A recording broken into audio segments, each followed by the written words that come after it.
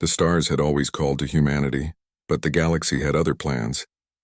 When Earth finally reached beyond its solar system 70 years ago, the alien races were not impressed.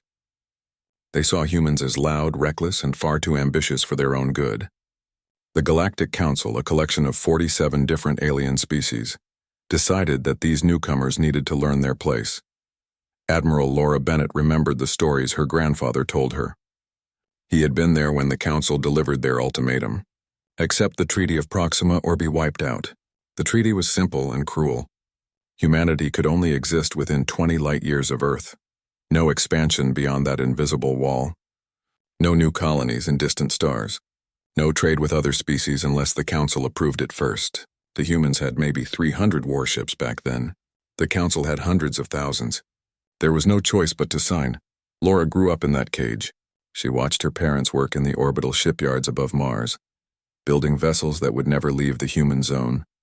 She listened to her teachers talk about all the worlds humanity would never see, but she also noticed something that the Council missed. Humanity never stopped building. Every year more ships came out of the yards. Every year the defenses grew stronger. Every year humans prepared. The Council forgot about Earth after the treaty. They assumed the problem was solved. Humans were locked away in their corner of space, and that was that. The galaxy moved on. Trade routes flourished between alien worlds. New alliances formed. Wars were fought and ended. And through it all, Earth was silent. But silence did not mean acceptance. In the shipyards of Mars, Europa, and Titan, construction continued without pause. Human engineers studied every piece of alien technology they could get their hands on. They learned. They improved. They innovated. The Council thought humanity was contained. They never realized they were being studied. Commander Jake Morrison flew patrol routes along the boundary of human space. Day after day, he watched alien ships pass by on the other side of that invisible line. Some were traders. Others were military vessels. All of them ignored the human zone completely. To them, this section of space might as well have been empty. Jake hated that feeling. Being invisible, being dismissed, being forgotten.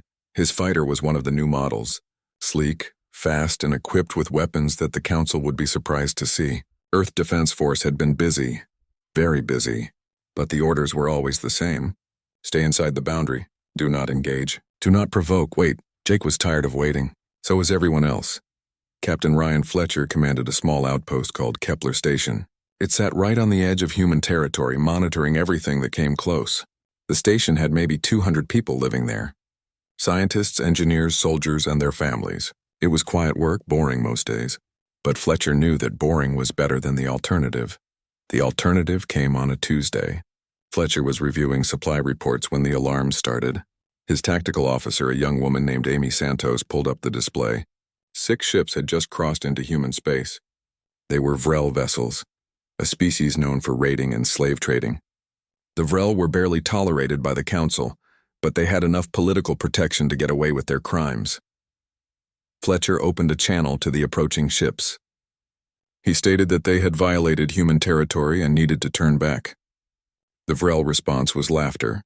They said humans had no authority.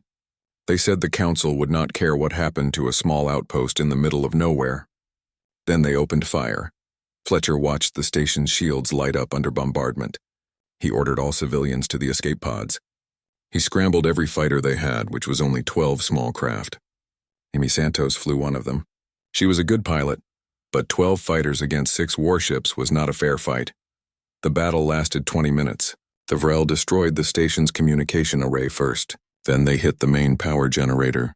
Fletcher managed to get most of the civilians away in escape pods, but not everyone made it. The final count was 3,000 dead.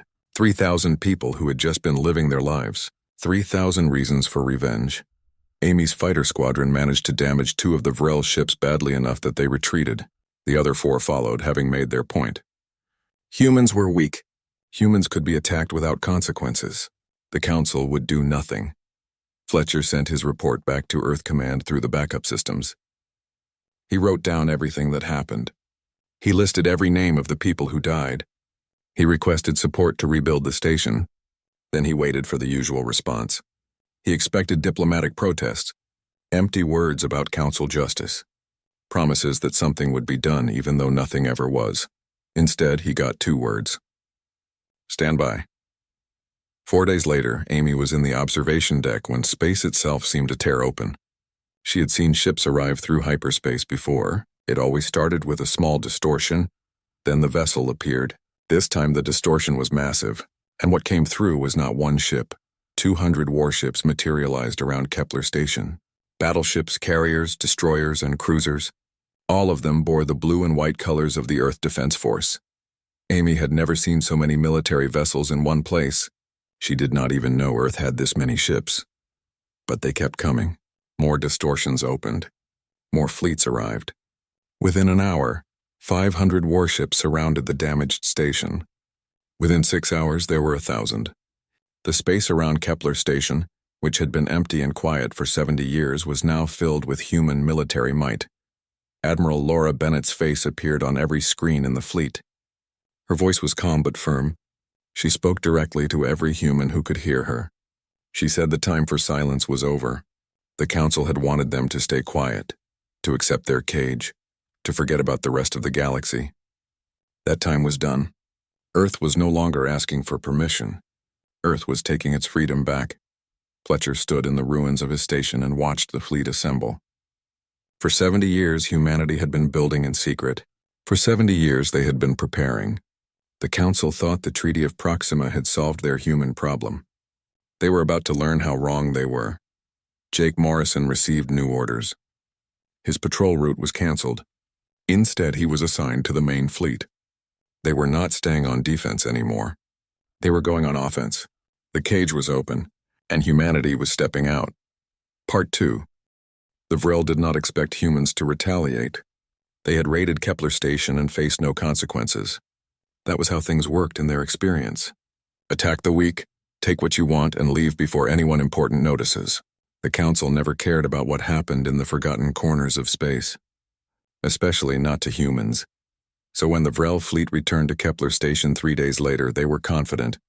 They brought more ships this time. 200 warships, a proper invasion force. They planned to finish what they started. Destroy the station completely, maybe take some prisoners to sell as slaves. The Vril commander even recorded a message bragging about the upcoming attack. He wanted to show the other raiders how easy it was to prey on human territory. The Vril fleet dropped out of hyperspace at the edge of the Kepler system.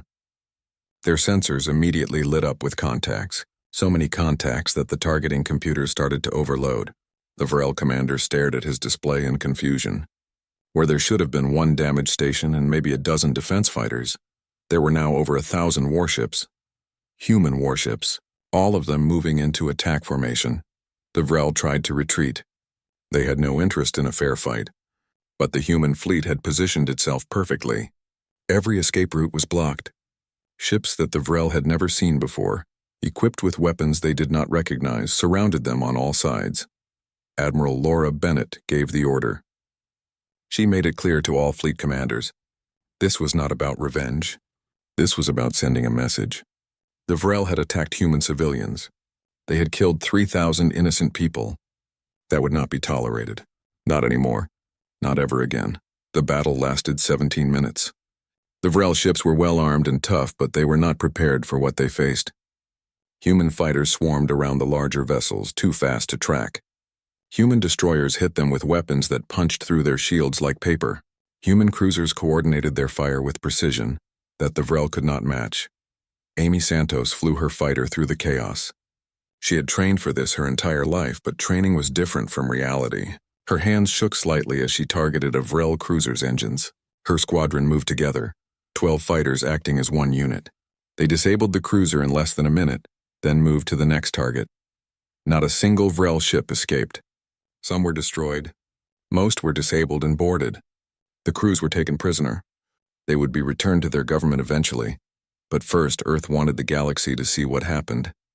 Wanted everyone to know that attacking humans now had consequences. Captain Ryan Fletcher watched from the repaired command center of Kepler Station. He saw the Vril fleet torn apart by human forces. He thought about the 3,000 people who had died. This victory would not bring them back. But maybe it would prevent other deaths. Maybe other raiders would think twice before crossing into human space. After the battle, Admiral Bennett did something unexpected. She did not make a private report to Earth Command. She did not send a diplomatic message to the Galactic Council. Instead, she opened a broadcast to the entire galaxy. Anyone with a receiver could hear her. Anyone with eyes could see what had just happened. She spoke in clear, simple terms. For 70 years, humanity had obeyed the Treaty of Proxima. They had stayed in their designated zone. They had asked permission before doing anything. They had accepted being treated as second-class citizens in the galaxy. All of that ended now. The treaty was void. Human space was no longer confined to 20 light-years around Earth. Humanity would explore, expand, and defend itself as it saw fit. Bennett made it clear that Earth did not want to conquer anyone. They did not want to rule the galaxy. But they would not be caged anymore. Any species that respected humanity would be treated with respect in return. Any species that attacked humans would face the same fate as the Vrel. The broadcast ended with a simple image: 12,000 warships, all of them bearing Earth Defense Force markings. All of them ready for whatever came next. The galaxy had forgotten about humanity. That was about to change. Jake Morrison stood on the bridge of the battleship Liberty, one of the new capital ships in the fleet.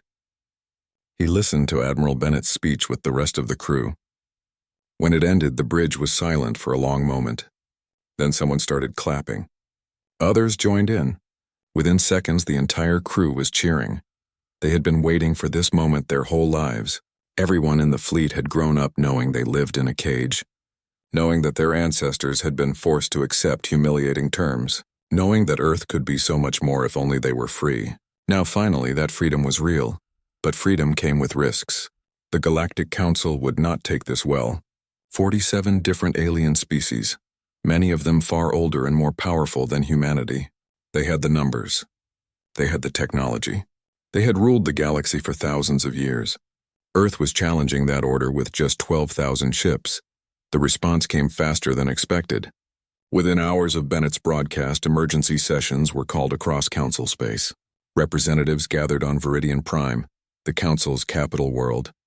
They argued about what to do. Some wanted to negotiate. Others wanted to send a small force to remind humans of their place. But the majority wanted to crush this rebellion before it spread.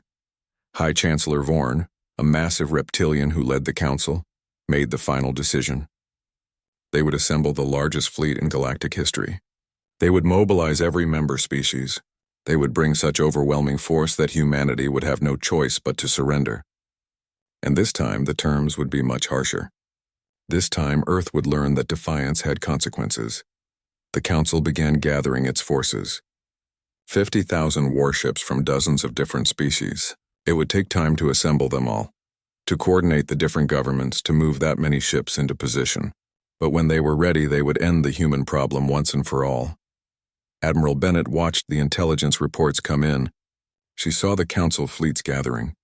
She saw the massive buildup of forces. She knew what was coming, and she smiled, because the Council was doing exactly what she expected, exactly what she wanted. They were committing everything they had to one massive assault. They were so confident in their numbers that they were not bothering to defend their own territory. That was their first mistake, and it would not be their last. The Galactic Council had never mobilized such a massive fleet before. 50,000 warships gathered at staging points across Council space. Each species contributed its finest vessels. The Krex Dominion sent their heavy battleships. The Zithian Hive provided thousands of carrier craft. The Talarian Collective, though hesitant, sent cruisers and support ships. Every member of the Council felt pressure to participate.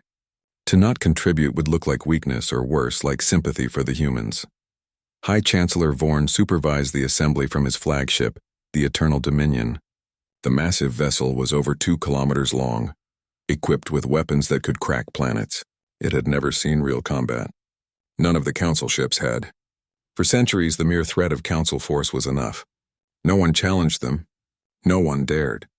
The last major war had been 300 years ago, and it ended quickly when the losing side realized they could not win. Vorn reviewed the battle plans with his senior officers. They would jump directly to Earth's solar system. The human homeworld would be surrounded. Humanity would see the overwhelming force arrayed against them and surrender. If they did not surrender, the Council would systematically dismantle their defenses. It would be quick. It would be decisive. It would remind everyone in the galaxy why the Council ruled. What Vorn did not know was that Admiral Laura Bennett had been counting on exactly this response. She had studied the Council for years. She knew how they thought. They believed in overwhelming force. They believed in direct confrontation. They believed that bigger was always better. That predictability was their weakness. While the Council gathered their 50,000 ships in one location, human fleets were spreading out across the galaxy. Small groups, never more than 100 ships each, jumped to undefended systems deep in Council territory. Their targets were not military bases or heavily defended worlds. Instead, they hit infrastructure. Captain Ryan Fletcher led one of these strike groups into Vrel space. His orders were specific. Maximum damage to supply lines, minimum casualties. Destroy fuel depots, communication relays, and shipyards. Avoid populated areas. Get in, hit hard, and get out before reinforcements arrive. Fletcher's group hit 6 major facilities in 3 days. Each attack followed the same pattern. Jump in, overwhelm the minimal defenses, destroy the target, and jump out. The Vrel fleet that was supposed to be joining the Council assault suddenly had no fuel. Their ships were stranded. Their communication network was in chaos. By the time they figured out what was happening, Fletcher was already gone. The same scenario played out across Council space. Human strike groups appeared without warning. They destroyed infrastructure and vanished. The Council had assumed all human ships were gathering to defend Earth. They were wrong. Only 3,000 ships stayed in the Sol system. The other 9,000 were scattered across the galaxy, causing chaos. Lieutenant Amy Santos was part of a strike force hitting Krex supply depots. She flew her fighter through the debris field of a destroyed fuel station, her sensors scanning for survivors. The attack had been clean. No civilian casualties. The workers had been given time to evacuate. But the station itself was gone, along with enough fuel to supply 100 battleships for months. This was new warfare. The Council did not understand it. They gathered their forces in one place, following ancient military doctrine. Humanity spread out, struck at vulnerable points, and refused to fight fair. It was frustrating for the Council leadership. It was devastating for their logistics. Commander Jake Morrison coordinated intelligence from his position aboard the battleship Liberty. He watched as reports came in from dozens of systems. Human strikes were happening everywhere. The Council could not protect everything. For every target they reinforced, humans found 2 more that were undefended. The mighty Council Armada, gathered and ready to crush Earth, was consuming fuel and supplies at an enormous rate, but the supplies were not reaching them. The shipments were being destroyed en route. High Chancellor Vorn stared at tactical displays in growing frustration. Red markers showed destroyed facilities across 15 sectors. His supply officers reported critical shortages. His communication specialists reported that entire relay networks were down. His intelligence officers reported that they could not predict where the humans would strike next because there was no pattern. Each group seemed to be operating independently, choosing their own targets. This was chaos. This was not how civilized species fought wars. Vorn preferred the old ways. 2 fleets meet. The stronger fleet wins. Simple. Clean. But humans were not following those rules. They were everywhere and nowhere. They hit and ran. They refused to stand and fight properly. Vorn's military advisors suggested splitting the fleet to protect key systems. He refused. That was what the humans wanted. They wanted the Council fleet divided and scattered. No, Vorn would stay the course. He would take his 50,000 ships directly to Earth. Let the humans raid supply depots. Once their homeworld was under Council guns, they would have to negotiate. They would have to surrender. The raids would end because there would be no point to them anymore. It was logical. It was reasonable. It was exactly what Admiral Bennett expected him to think. On Earth, preparations continued. The planet that the Council thought was a soft target was actually the most heavily defended location in human space. Every major city had hidden defense installations. The asteroid belt contained thousands of automated weapons platforms disguised as mining equipment. The moon was not just a colony. It was a fortress. Mars, Europa, and Titan each had their own defensive networks.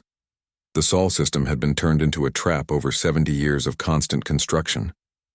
And now that trap was ready to spring. Bennett stood in Earth Command, watching the Council fleet begin its final approach. They were 3 days away from entering the Sol system. Everything was proceeding according to plan. Her plan. She had spent years preparing for this moment.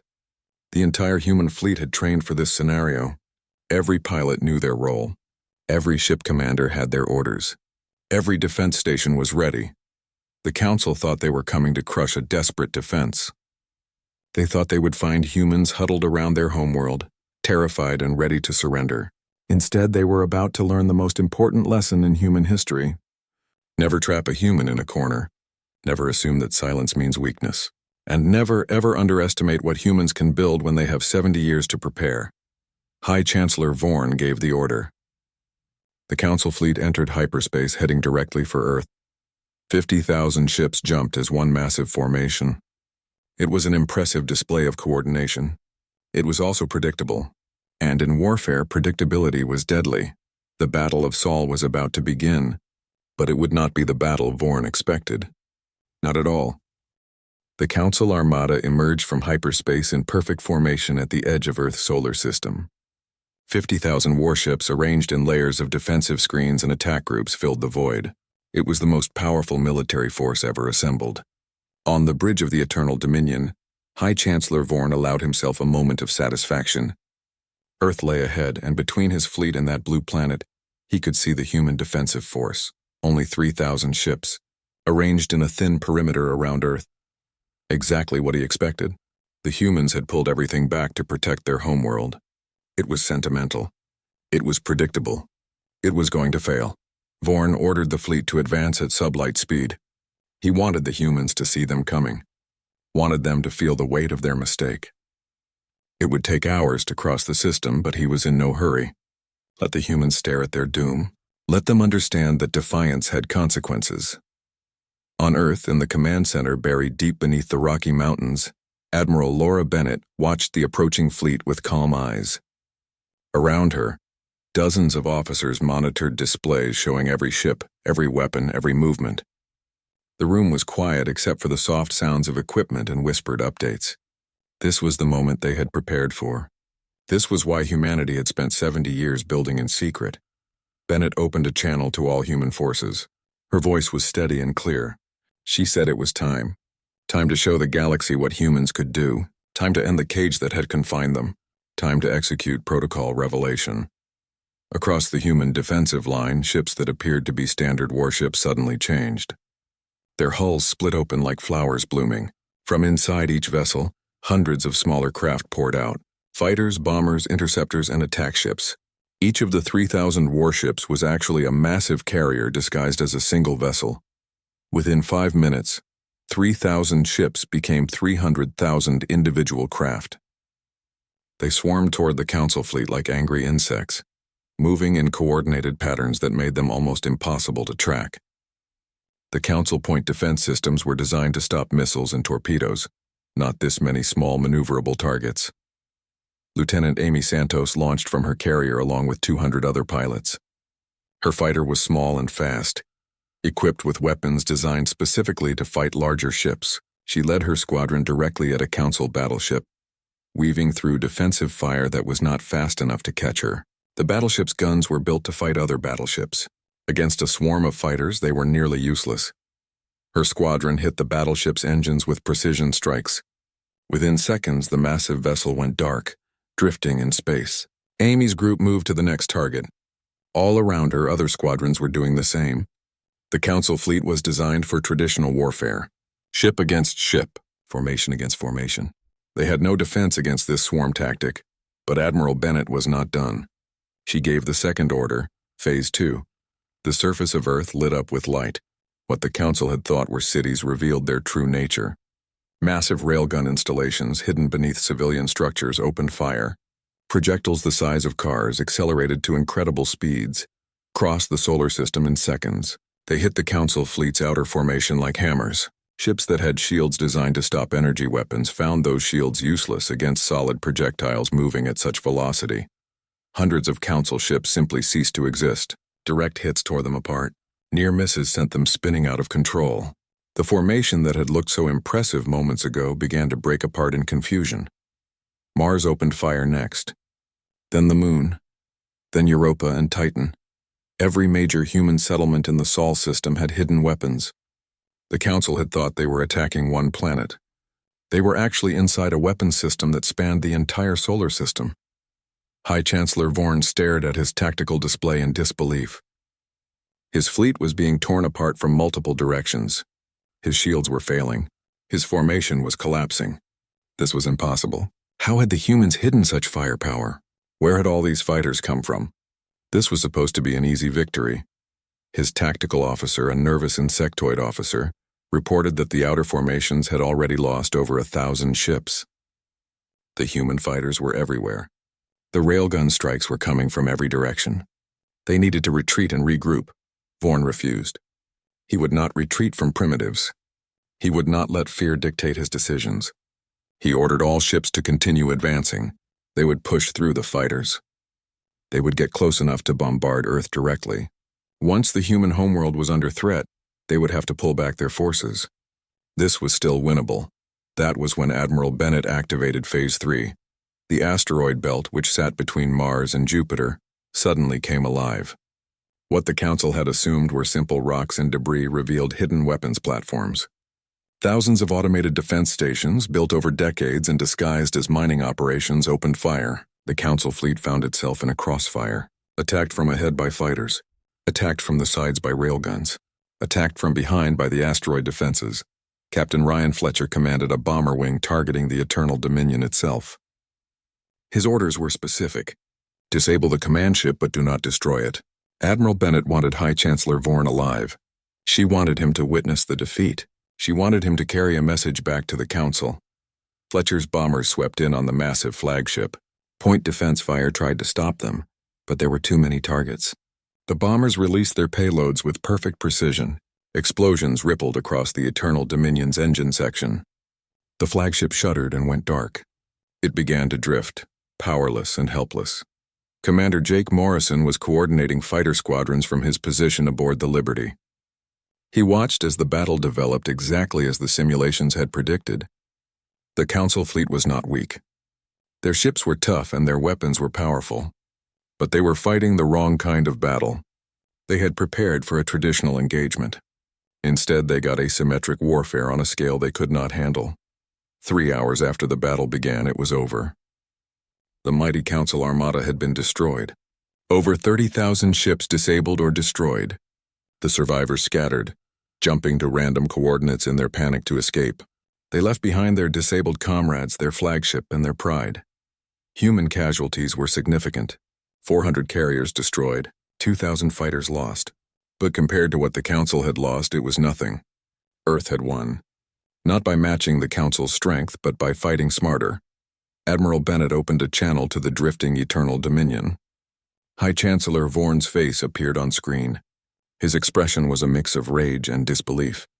He demanded to know how humans had hidden such power, how they had built such a fleet, how they had turned an entire solar system into a weapon. Bennett's answer was simple. They had not hidden anything. They had built everything in plain sight. The Council just had not been paying attention. For 70 years, humans had worked. They had built. They had planned. The Council assumed that silence meant acceptance. They assumed that compliance meant weakness. They were wrong. She told Vorn that the game was over. The Treaty of Proxima was void. Human space would no longer be confined. Humanity would explore and expand as they wished. Any species that treated them with respect would receive respect in return. Any species that threatened them would face what the Council faced today. Was that clear? After a long silence, Vorn nodded. It was clear. Bennett ended the transmission and turned to her staff. The hard part was done. Now came the harder part, building a peace that would last. The news of the Battle of Sol spread across the galaxy faster than light speed. Every species heard what had happened. The Council armada, 50,000 strong, had been destroyed by humanity. The humans who were supposed to be confined, weak, and forgotten had defeated the most powerful force in the galaxy. Reactions varied wildly. Some species were terrified. If humans could destroy the Council fleet, what would stop them from conquering everyone else? Others were excited. The Council's grip on the galaxy had been absolute for centuries. Maybe now there would be room for change. A few species quietly celebrated.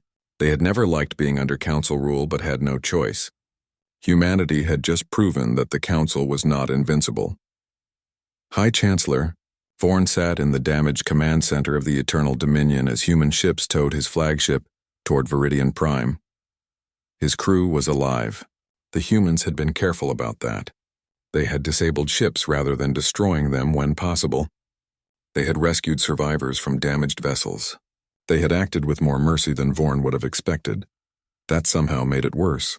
If the humans had been brutal and cruel, he could have painted them as monsters. If they had killed everyone, he could have rallied the galaxy against them. Instead, they had been professional. They had shown that they could destroy the Council fleet but chose restraint. That sent a message. Humans were not interested in conquest. They were interested in respect. The Galactic Council convened for an emergency session on Viridian Prime. The Grand Chamber was filled with representatives from 47 species. Many of them were shouting. Some demanded immediate retaliation. Others called for negotiations. A few suggested accepting reality and moving forward. The chamber was chaos. Vorn called for silence. When the room finally quieted, he spoke. He admitted that the Council had underestimated humanity. He acknowledged that the old treaty was no longer enforceable. He suggested that perhaps it was time for a new arrangement, one that treated humans as equals rather than subjects. Not everyone agreed. Several representatives argued that accepting this defeat would make the Council look weak.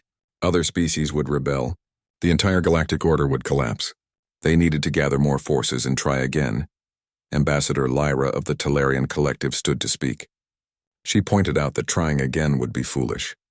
The humans had just demonstrated capabilities that none of them had suspected. They had built 12,000 ships in secret. They had turned their home system into a fortress. They had developed tactics and weapons that the Council had no effective counter for. What made anyone think a second attack would succeed where the first had failed so badly? She also pointed out something else. While the Council fleet had been attacking Earth, human forces had been raiding across Council space. Supply lines were destroyed. Communication networks were down. Shipyards were damaged. It would take years to rebuild what had been lost. Even if they wanted to attack again, they could not do it anytime soon. The humans had outmaneuvered them completely. The debate continued for hours. Finally, a vote was called. Should the Council accept humanity's demand for equal status, or should they refuse and continue the conflict? The vote was close, but in the end, acceptance won. The Treaty of Proxima was officially dissolved. In its place, the Accords of Terra were drafted. Humanity would be given full membership in the Galactic Council, with all rights and responsibilities that came with it. Admiral Laura Bennett was invited to Viridian Prime to sign the new accords. She arrived with a small escort of ships, not as a conqueror but as a representative of her species. When she walked into the council chamber, every eye turned to her. Some looked at her with fear, others with respect, a few with hatred, but all of them looked. Bennett stood at the speaker's platform and addressed the council. She said humanity had never wanted war. They had wanted peace and cooperation. But peace forced through threats was not real peace. It was just delayed conflict. The council had taught humans that lesson 70 years ago. Now humans had taught it back. She made it clear that Earth did not want to rule the galaxy. They did not want to replace the council. They just wanted to be free to explore, trade, and grow without asking permission. They wanted to be treated as equals, nothing more and nothing less. Any species that could accept that would find humanity to be good partners. Any species that could not accept it would find humanity to be formidable opponents. The Accords of Terra were signed that day. Humanity officially became the 48th member of the Galactic Council.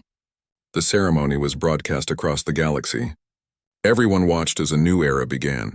Not everyone was happy.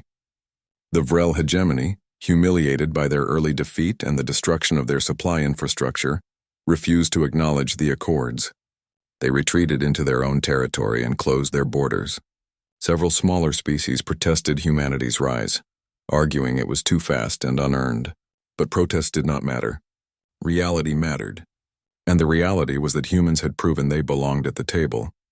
Captain Ryan Fletcher returned to Kepler Station. The outpost that had been destroyed months ago was rebuilt and expanded. Now it was a major hub. Human ships moved freely through space that had once been forbidden. Trade convoys from alien worlds arrived daily, Species that had ignored humans for 70 years now wanted to do business. Some were curious. Others saw opportunity. A few were just hedging their bets. Fletcher stood in the observation deck and watched the traffic. A Talarian merchant ship docked at one port, a Zithian science vessel at another, even a Krex cruiser, though it kept its distance and looked uncomfortable. The universe was changing. Humanity was no longer invisible. Lieutenant Amy Santos received a promotion to squadron commander. She trained new pilots now, teaching them the tactics that had won the Battle of Sol. Young men and women who had grown up in the cage but would live their lives in freedom. They asked her what it was like to fight in the battle that changed everything. She told them it was terrifying and exhilarating and over too quickly to process, but mostly she told them it was necessary. Sometimes you had to fight for respect because no one would give it freely. Commander Jake Morrison took command of a new exploration vessel. His mission was to map systems beyond the old boundary, to go where no human had gone before, now that they finally could. He assembled a crew of scientists, engineers, and soldiers. They would be gone for years, traveling deep into unknown space. But that was the dream. That was why humans had fought so hard, to be free to explore. On Earth, in the halls of the United Earth government, a memorial was built. 12,000 names, one for each ship that had participated in humanity's stand. Above them, a simple inscription. They thought Earth would stay quiet. They were wrong. Jake visited that memorial before his ship launched. He looked at the names and thought about all the people who had worked in secret for 70 years. The engineers who built the ships.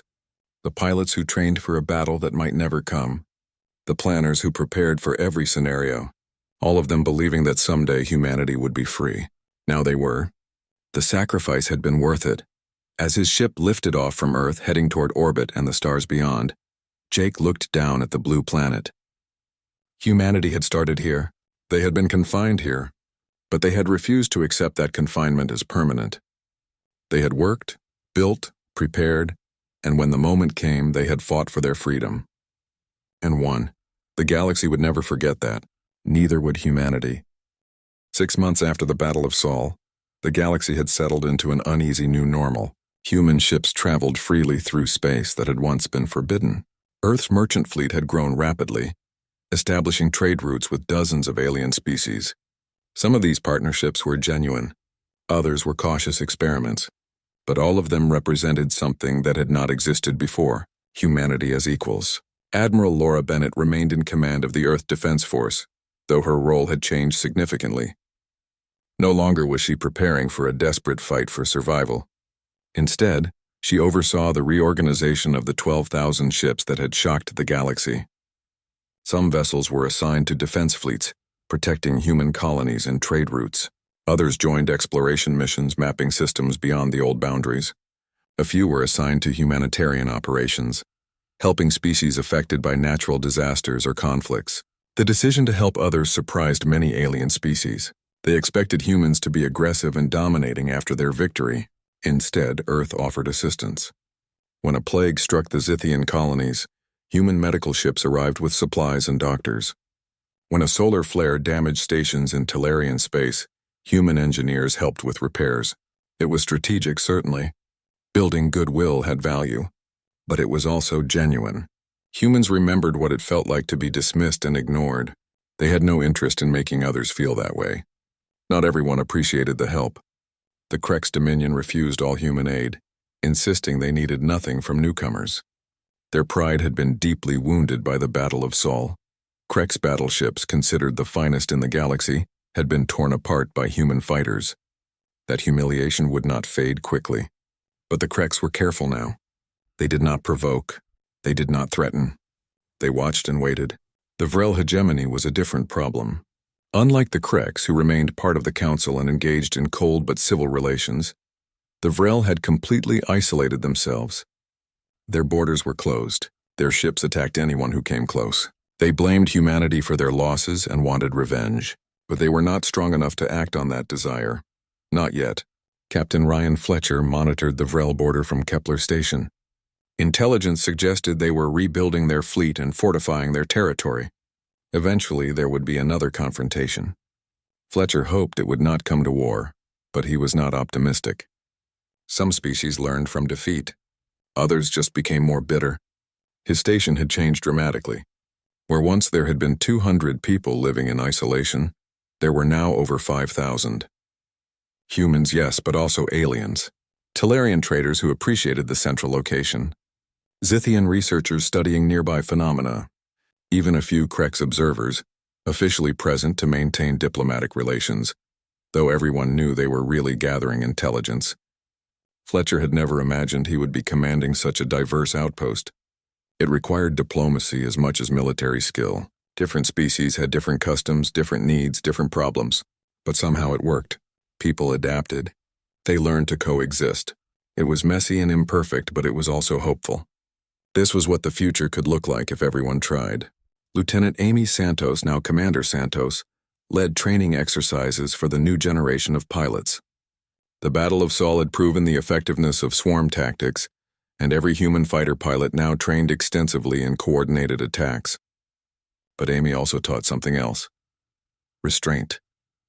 In the heat of battle, with adrenaline pumping and targets everywhere, it was easy to forget that each enemy ship had people inside, people who might have families, people who were following orders, not choosing war. She told her students about the Vrel attack on Kepler Station, about watching civilians die, about the rage she felt. And then she told them about the Battle of Sol, about disabling ships instead of destroying them when possible, about rescuing survivors, about proving that humans could win without becoming monsters. That lesson was just as important as learning how to fight. Commander Jake Morrison's exploration ship, the Pioneer, had been traveling for months. His crew had mapped 17 new systems, discovered 3 potentially habitable planets, and made first contact with 2 species that had never encountered any council races before. Both encounters had been peaceful. Curious, cautious, but peaceful. One of those species, the Yellen, were aquatic beings who lived on a world covered entirely by ocean. They had developed technology but never space travel, because they had no need to leave their perfect world. Jake's crew spent weeks learning to communicate with them, eventually establishing basic understanding. The Yellen were fascinated by the idea that thousands of different species existed in the galaxy. They asked if they could join this council and meet others. Jake explained that they could, but it would mean becoming part of a larger political structure. The Yellen considered this carefully and decided to wait. They wanted more time to think about it. Jake respected that. Not everyone needed to rush into galactic politics. The Yellen had lived happily for thousands of years without it. Maybe they were wiser than the rest of the galaxy. Back on Earth, the political situation was complex. Some factions wanted to leverage humanity's military victory into economic dominance. Others wanted to focus on exploration and science. A few argued for isolationism, suggesting that the galaxy would never truly accept humans, and that it was better to remain separate. The debates were fierce, but ultimately, Earth's government chose a middle path. Engage with the galaxy but maintain independence. Trade and cooperate but never rely on others for critical resources. Admiral Bennett addressed the United Earth Congress during one particularly heated debate. She reminded them why humanity had fought for 70 years, not to dominate, not to conquer, not to replace the council, but to be free, free to make their own choices, free to explore their own paths, free to succeed or fail based on their own merits. That freedom was now real and they needed to use it wisely. The Congress voted to continue current policies, maintain the fleet, support exploration, build alliances but remain militarily independent, offer help to others but do not impose their way of life. It was a careful balance and not everyone was happy with it. But it was better than the alternatives. High Chancellor Vorn, still technically leader of the Galactic Council though his authority was diminished, sent a private message to Admiral Bennett. He asked if they could speak off the record. Bennett agreed. When they connected, Vorn looked older and more tired than before. The Battle of Sol had aged him. He told her that he understood now what humans had been trying to say all along, that the Treaty of Proxima had been unjust, that confining any species was wrong.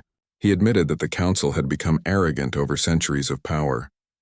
They had forgotten that the galaxy was vast and full of surprises. Humans had reminded them of that lesson in the harshest way possible. Bennett asked what would happen now. Vorn said the Council was changing slowly. Some species were pushing for reforms. Others resisted. But the old certainty was gone. Everyone knew the council was not invincible. That would make them more cautious. Maybe more fair. Time would tell. Before ending the call, Vorn asked Bennett one question. If the situation were reversed, if the council had been the confined species and humans the dominant power, would humans have been more just? Bennett thought about it carefully. She said she hoped so, but honestly she did not know. Power corrupted everyone. The best anyone could do was try to remember what it felt like to be powerless and act accordingly. Vorn nodded. It was an honest answer. Perhaps that honesty was what would make humans different. Perhaps not. But it was a start. The conversation ended and Bennett returned to her work. There was so much to do. New colonies to establish, new ships to build, new relationships to nurture. The cage was gone, but freedom came with responsibilities. Earth had fought for the right to determine its own future. Now they had to prove they could handle that responsibility. On thousands of worlds across the galaxy, people watched humanity with mixed feelings. Some saw opportunity. Others saw threat. Most just saw change. The galaxy had been stable for so long, perhaps too stable. Humanity had shaken that stability. Where things would settle was anyone's guess. But one thing was certain. Earth would not be quiet anymore. Humanity had found its voice, and the galaxy would have to get used to hearing it. For better or worse, humans were here to stay. Not as subjects, not as second-class citizens, but as equals. That was what they had fought for. That was what they had won. And that was what they would protect no matter what came next. The story of humanity's rise was just beginning.